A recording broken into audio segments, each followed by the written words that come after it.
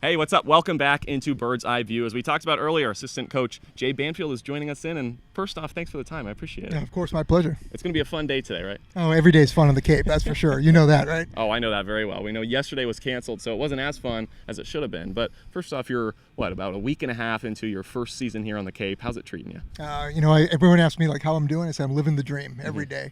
It's better than I could have anticipated. You say you're living the dream. What is that dream that you're living right now?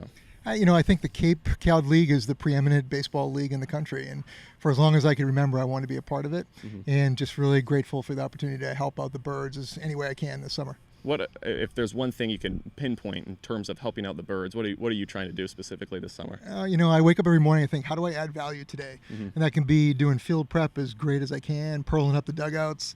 It can be early work with the boys who want to get some early work in. It's throwing batting practice, whatever they need. Today I'm going to be coaching first base because Rye Dog is out at a wedding. So anything I can do to help, I'll do it. You had your first time coaching first base, was it on Wednesday? And you said, you said you were living the dream. And then I asked you yesterday, how was coaching first base? That was the dream. It was great. There were 3 heat-seeking missiles at me in the first 2 innings. I knew for sure the ball always finds the new guy, right? So I was dodging a few balls there, but it was great. Would you go for a ball if it was a little softer hit to you?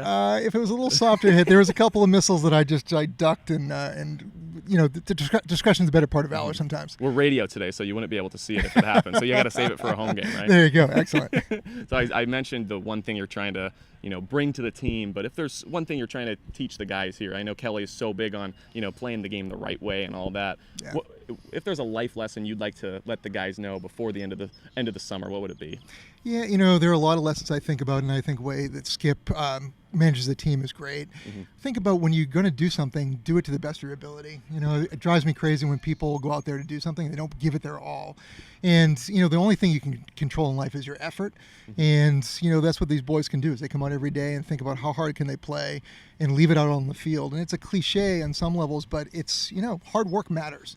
And I think, the people who get ahead in this world, the people who are willing to work the hardest and they're willing to put the effort in. And, look, there's a lot of people with equal talent. There are people who are equally talented than you and I, but our job is to outwork them to get where we want to get. And I know you do that. Yeah, thank you. And I know everybody is working to do that. If there's a guy on the field, it's probably hard to say 9 games into the season here at Game 10. Is there somebody that has epitomized that in terms of a player on the Firebirds? Oh man, that's like asking who's my favorite kid. Yeah. That's a trick question. I got 3 kids. I know I've been around that block before. Now this is a really high quality caliber, and group of boys, and they're doing a great job, and they're really working hard and taking Skip's lessons to heart. And I'm watching that happen on the field. You have 3 kids. Your daughter is about to come out here, isn't she? Yeah, well, actually, all 3 of them are going to come out at different points during the summer, but our youngest will be here in about a week. That's awesome. Yeah. Do we have plans of what we're going to do? She's looking for a job on the Cape, so anybody who's looking for... Hey, they watch. Exactly. Anybody who's looking for someone to scoop some ice cream or anything like that, I'm sure she'd be happy to do that. It's like it gets back to the hard work thing of... one of the lessons I try to teach to, the work that I do during the year is that there's no job beneath anybody, and so there's value in dignity in work. And so that's what she's going to be doing. I think it's amazing you're spending the summer here. I know you are on the board of directors or high ranking in Year Up, which is a software company ages 18 to 24. It's a highly intensive training program for a year. I did some research, of course. Yeah, very good. And it helps people in the Bay Area kind of get into the technology industry. You're also a dad of 3 kids, and you're here coaching the guys. It seems like your life right now is kind of surrounded upon helping others.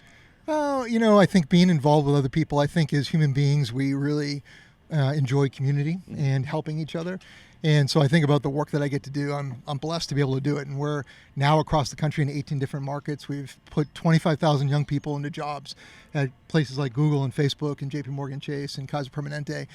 But what's similar between the work that I do and what happens here is that all any of these young men want is a fair shot. Right? And to go chase the dream.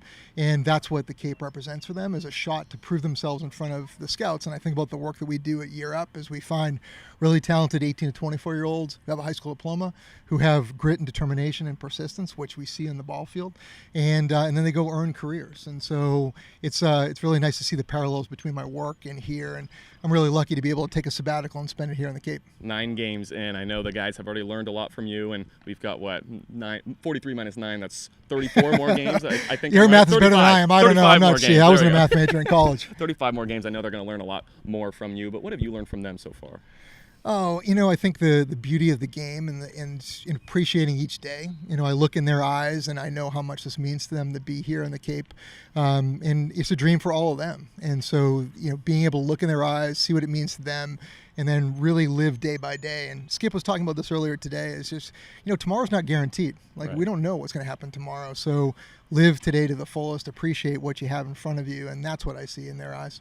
I'm inspired right now. Thank you so much for that. Thanks Of for the course. time. Jay Banfield, assistant coach. We've got a fun game tonight. Thank you so much for the time. I really My pleasure. appreciate it. My pleasure. Thank you so much. Thank you.